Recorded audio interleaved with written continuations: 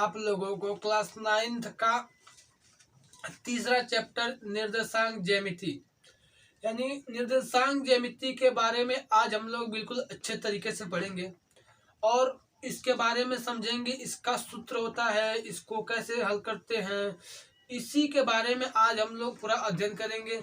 तो देखिए, निर्देशांक ज्यामिति पढ़ने से पहले आप लोगों को सबसे पहले जानना होगा कि तल कितने होते हैं। तल तो देखिए, तल जो होते हैं, तल 3 होते हैं, एक्स, वाई और जेड। ये तल देखिए, हम लोग को पढ़ना है निर्देशांक ज्यामिति।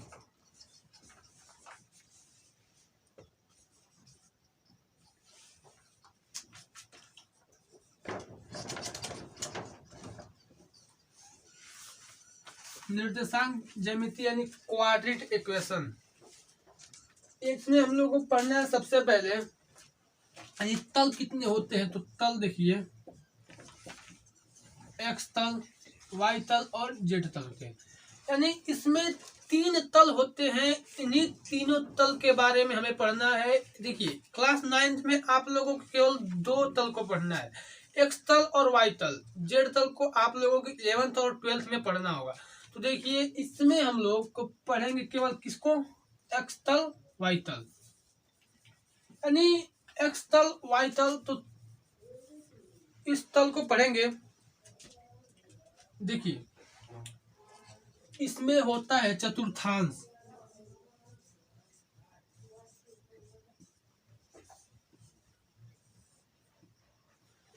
चतुर्थांश क्या होता है,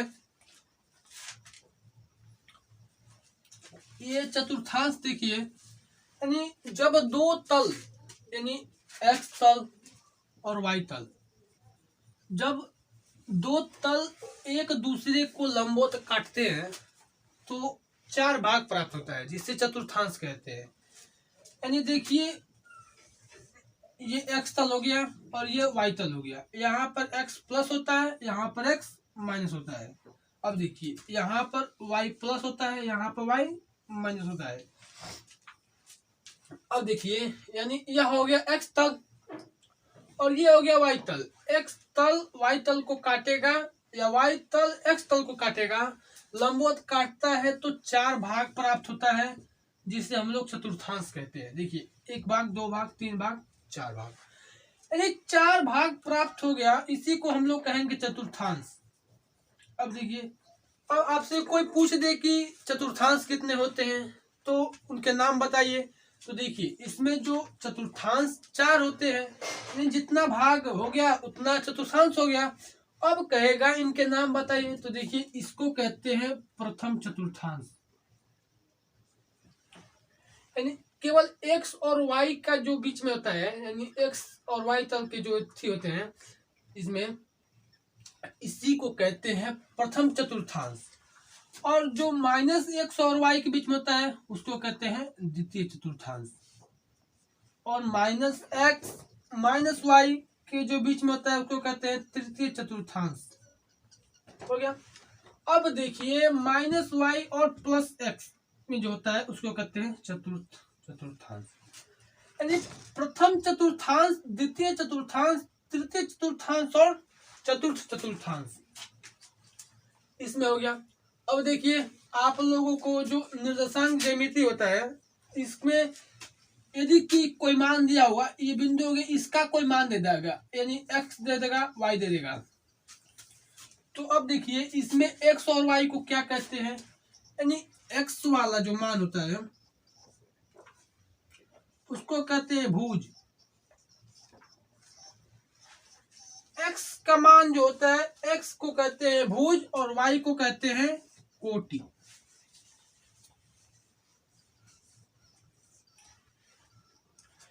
एक्स को कहेंगे भुज, वाई को कहेंगे कोट। देखिए, एक्स को भुज, वाई को कोट कहते हैं। और सबसे पहले इनका लिखने का जो क्रम होता है वो होता है भुज कामा कोट, भुज कामा कोटि। सबसे पहले हम लोग भुज को लिखते हैं, उसके बाद हम लोग कोटि को लिखते हैं। हो गया। अब देखिए इसमें आप लोगों को पढ़ना है। देखिए इसमें हम लोग को सबसे पहले पढ़ना है दो बिंदुओं के बीच की दूरी। यानी मान लीजिए ये हो गया बिंदु ए और ये हो गया बिंदु बी, इसको मिला दीजिए और इनके बीच की दूरी क्या होगी उसी को आप लोग बताना है। मान लीजिए इसका जो मान है ये हो गया ए, ये हो गया बी, इसका मान है x1 कामा y1 और इसका मान हो गया x2 कामा y2 हो गया। अब देखिए इसके बीच का जो दूरी होगा डिस्टेंस, उसको कैसे निकालेंगे इसका देखिए एक एकदम रेडीमेड फार्मूला होता है, बना बनाया हुआ सूत्र होता है। देखिए d बराबर क्या होता है, d इसको d से इसलिए दिखाते हैं, यानी d का मतलब डिस्टेंस और डिस्टेंस का मतलब होता है दूरी। अब दूरी को इसका फार्मूला देखिए, यहाँ पर x2 है, यहाँ पर y2 है, यहाँ पर x1 है, यहाँ पर y1 है। तो सबसे पहले अंडर रूट लगाएंगे। अब देखिए x2 में से x1 को घटाएंगे, x2 माइनस x1। अब इसका होल स्क्वायर कर देंगे और फिर यहाँ पर प्लस कर देंगे और फिर यहाँ पर y2 में से y1 को घटा देंगे और फिर इसका होल स्क्वायर कर देंगे। ये हो गया आपका डिस्टेंस यानी दूरी का फार्मूला। दो बिंदुओं के बीच की दूरी कैसे ज्ञात करते हैं, तो इसका जो फार्मूला d बराबर होता है अंडर रूट में x2 माइनस x1 का whole square plus y2 minus y1 का होल स्क्वायर। अब देखिए इसका एक और फार्मूला होता है, देखिए अंडर रूट में यहाँ पर x1 माइनस x2 भी लिख सकते हैं आप लोग और यहाँ पर y1 माइनस y2 भी लिख सकते हैं आप लोग। यानी देखिए इसको क्यों लिख सकते हैं, यानी ये संख्या जो है इसमें जो बड़ा होगा यानी इसको जोड़ेंगे या घटेगा, इसमें कोई जोड़ने और घटाने का ही आएगा। अब जोड़ने का घटाने का आएगा तो देखिए स्क्वायर होगा, माइनस में होगा तब भी प्लस में होगा, प्लस में होगा तब भी प्लस में होगा। यानी जब स्क्वायर रहेगा तो यदि इसमें संख्या माइनस में हो तब भी इसका स्क्वायर करेंगे तो प्लस में आएगा, और यदि संख्या ये प्लस में हो तो भी इसका स्क्वायर करेंगे तो क्या आ जाएगा, प्लस में आ जाएगा। तो इससे कुछ परिवर्तन नहीं होता है, इसीलिए x1 माइनस x2 लिख सकते हैं और x2 माइनस x1 लिख सकते हैं। आपको इनमें से जो आसान लग रहा है उसको ही आप लोग लगाइए। यानी ये देखिए ये 21 पर है, यानी 21 पर, ये 12 पर है। तो आप लोगों को जो आसान लगे उसको आप लोग लगाइए। अब देखिए अब इसमें आप लोगों को पढ़ना होता है।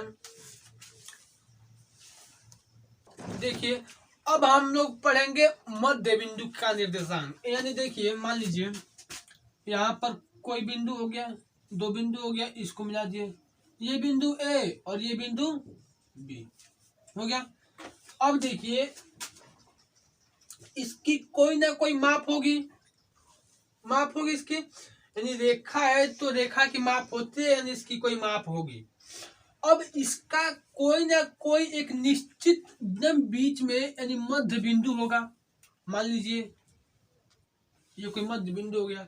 अब देखिए इसका जो निर्देशांक दिया होता है x1 कामा y1 और इसका जो दिया होगा x2 कामा y2। अब आपसे इसका पूछेगा, यानी अब ये जो मान लीजिए ये हो ए हो गया, ये बी हो गया, अब यहाँ पर जो हो गया वो सी हो गया। अब इसका जो मध्य बिंदु है इसका निर्देशांक कैसे ज्ञात करते हैं, तो आप लोग ज्ञात करना सीखिए। देखिए मध्य बिंदु का निर्देशांक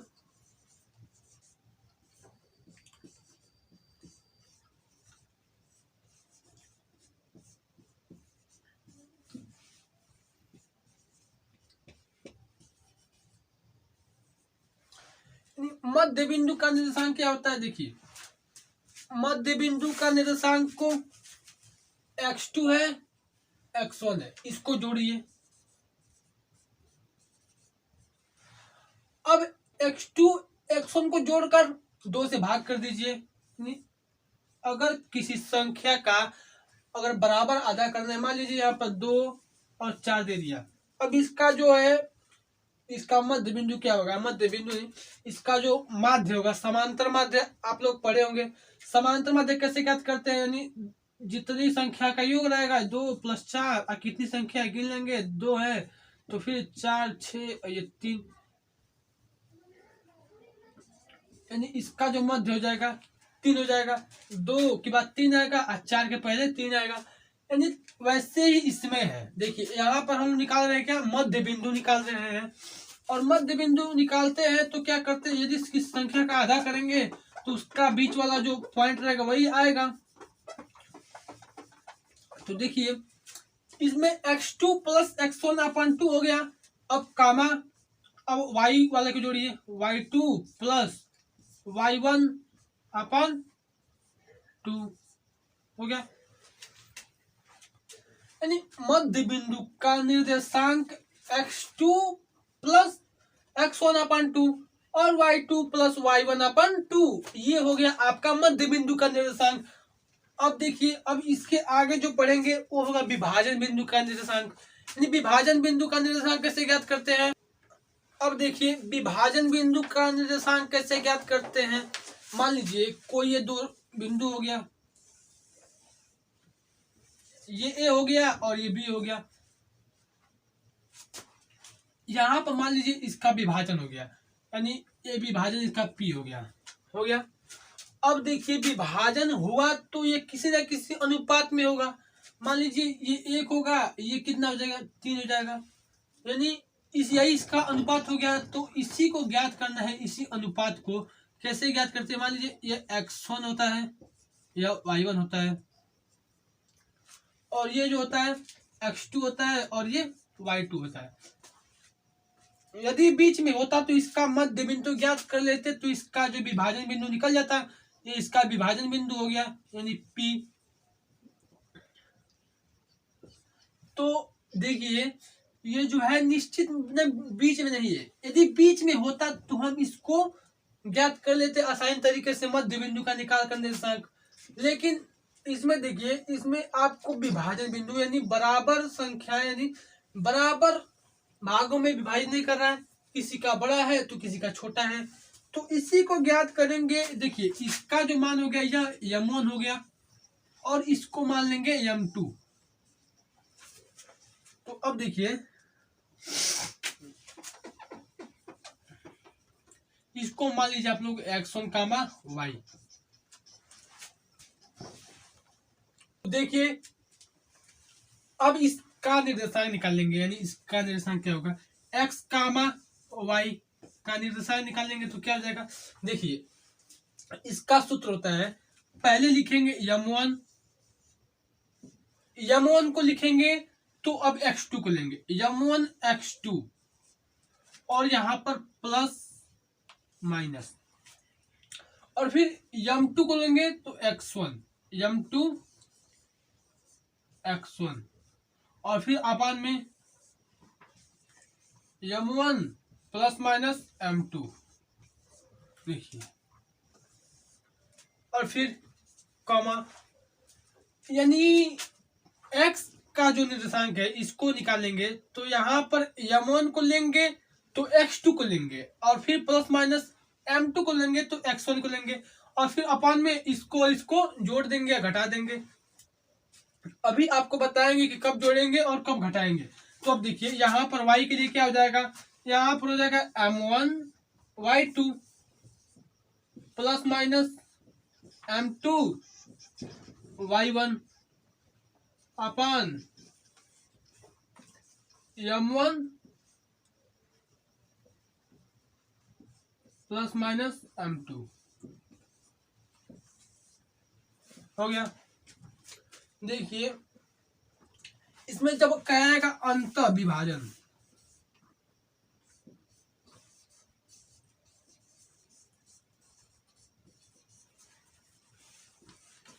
अंत विभाजन कहेगा तो इसके लिए हम लोग हमेशा प्लस रखेंगे, यानी अगर कह दिया कि इसका अंत विभाजन ज्ञात कीजिए तो यहाँ पर प्लस रखेंगे, यहाँ पर प्लस रखेंगे, यहाँ पर प्लस रखेंगे, यहाँ पर प्लस रखेंगे। यदि कह दिया बाह्यतम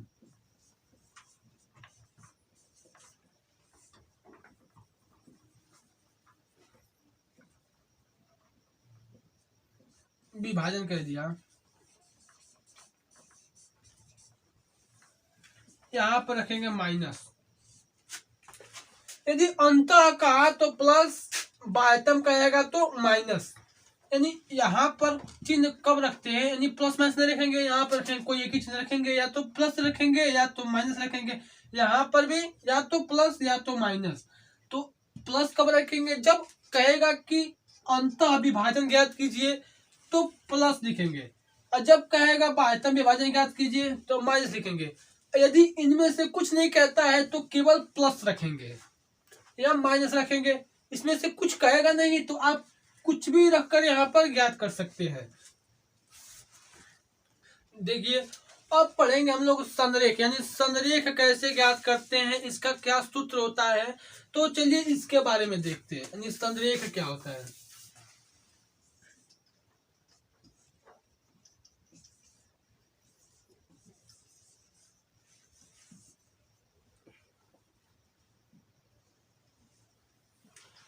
संरेख का जो सूत्र होता है वह क्या होता है, देखिए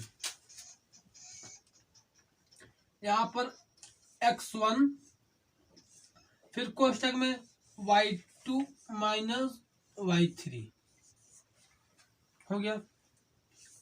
अब यहाँ पर प्लस x2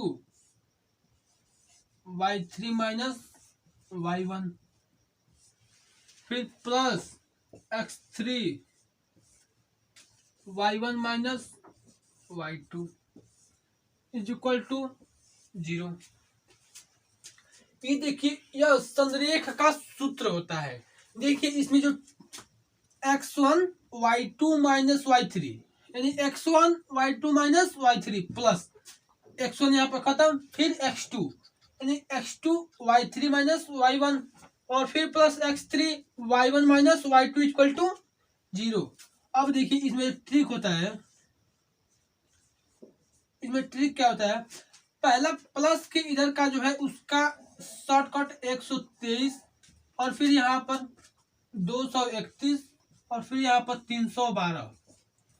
यानी जहाँ पहला वाला अक्षर इसको x मान लीजिए, और इसको y, इसको y, इसको और इसको y, और यहाँ पर क्या जाएगा, बस माइनस लग जाएगा इसमें सारे में। देखिए इसका ट्रिक होता है क्या, और इसका है गुणा हो जाएगा इसमें। यानी इसका जो ट्रिक होता है 123, 231, 312, ये बहुत आसान है याद करने के लिए। देखिए यहाँ पर 1 है यानी x1 हो गया, जो जिसपे गुणा हो गया, यानी 1 2 3, यानी 1 2 3 जो है यहाँ पर केवल x को रखेंगे। तो देखिए यहाँ पर x1 रखा गया, ये यहाँ पर x2 रखा गया, यहाँ पर x3 रखा गया। अब देखिए आ गई बारी इसकी 2 माइनस 3, यानी 2 माइनस 3, यानी जो कोष्टक के अंदर बंद है उसको केवल y मानेंगे, y केवल उसका y का मान है। देखिए यहाँ पर 1 है तो x1, और फिर कोष्टक यहाँ पर y2, फिर माइनस यहाँ पर y3, और फिर प्लस, और फिर x2। देखिए यहाँ पर 2 है, यहाँ पर x2 हो गया। अब देखिए यहाँ पर y3 हो गया, यहाँ पर 3 है तो यहाँ पर y3, फिर माइनस यहाँ पर y1 है, यहाँ पर 1 हो गया, और फिर प्लस x3 है यानी 3 है यहाँ पर x3 हो गया, और फिर 1 माइनस यानी y1 माइनस, और फिर यहाँ पर 2 है y2 हो गया, इक्वल टू क्या होगा, 0 हो गया। यदि इसका मान ज्ञात करेंगे, यदि 0 के बराबर आएगा तभी संरेख होगा, अन्यथा संरेख नहीं होगा। यानी संरेख तभी कहलाएगा जब 0 के बराबर 0 आएगा, यानी 0 बराबर 0 आ गया तो संरेख होगा, अन्यथा अलग संख्याएं आ गई, प्लस में आए या माइनस में अगर आ गई तो यह संरेख नहीं होगा। अब देखिए पढ़ेंगे त्रिभुज का क्षेत्रफल। यदि मान लीजिए कोई त्रिभुज है, ये ए है, ये बी है और ये सी है। इसका कोई इक्वेशन दे दिया, यानी इसका क्वाड्रेट जो इक्वेशन हो गया, क्वाड्रेट एक हो गया, यहाँ पर x2 कामा y2 हो गया और यहाँ पर x3 कामा y3 हो गया। अब देखिए इसका यदि क्षेत्रफल ज्ञात करना हो तो कैसे ज्ञात करते हैं, यानी देखिए यदि त्रिभुज लंबवत हो तो उसका क्षेत्रफल कैसे ज्ञात करते हैं, यानी 1/2 गुणे आधार गुणे ऊंचाई। यदि त्रिभुज में कोई आकार ना हो, बस त्रिभुजाएं जुड़ी हो किधर से, अगर उसका जो है कोऑर्डिनेट दिया हो तो उसको कैसे ज्ञात करेंगे। देखिए संरेख का ही सूत्र रहेगा, पूरा संरेख का सूत्र रहेगा, बस आगे एक बड़ा कोष्ठक लग जाएगा और यहाँ पर केवल 1/2 का भाग हो जाएगा, यानी 1/2 का भाग और पूरे संरेख का सूत्र, बस इसमें शून्य को हटा देंगे, यही आपका हो गया त्रिभुज के क्षेत्रफल का सूत्र, यानी त्रिभुज का क्षेत्रफल।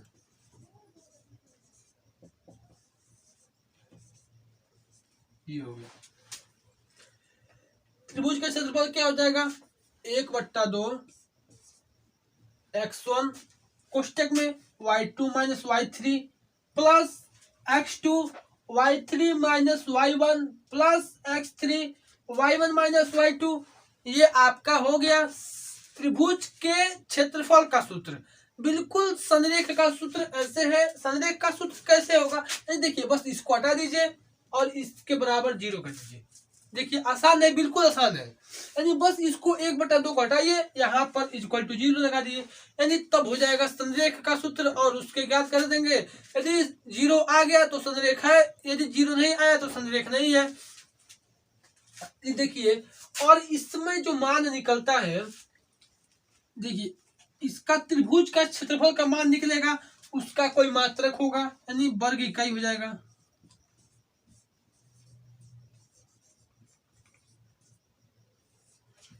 इसका जो त्रिभुज के क्षेत्रफल का मात्रक इसमें निकलेगा, उसका जो मात्रक हो जाएगा वर्ग इकाई हो जाएगा।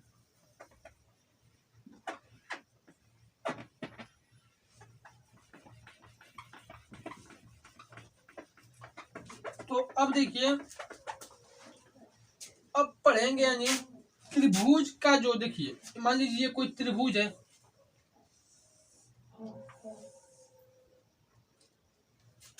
या इस पर एक दूसरे के आमने सामने क्या डाला गया, लंब डाला गया, लंब।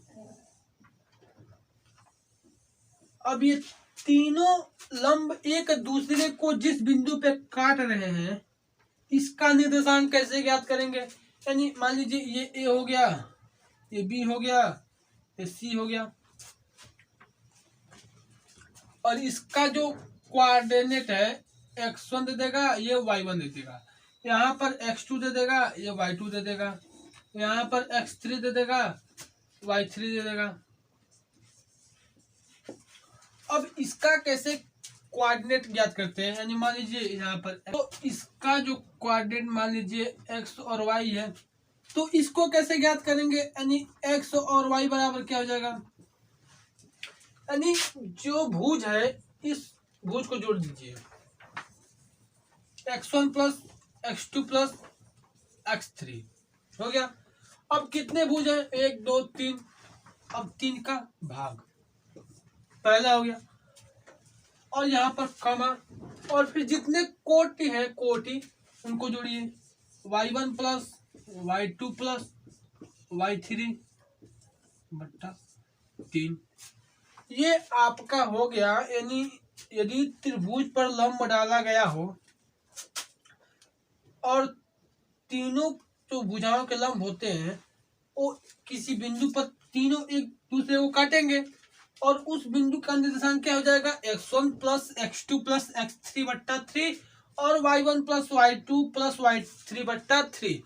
तो ऐसे ही सूत्र को ज्ञात करते हैं, और चलिए मिलते हैं फिर अगली वीडियो में। आपको यानी क्लास 9th का जो इसमें का सारे क्वेश्चन है उसको अगले लेक्चर में हल करा देंगे, और आप लोग अच्छे तरह से तैयारी करते रहिए, यानी 10th के लिए एकदम अग्रसर रहिए। 10th के देखिए 10th का सिलेबस बहुत ही आसान है, इसमें 9th में आप लोग अच्छे से पढ़िए, फिर 10th में देखेंगे।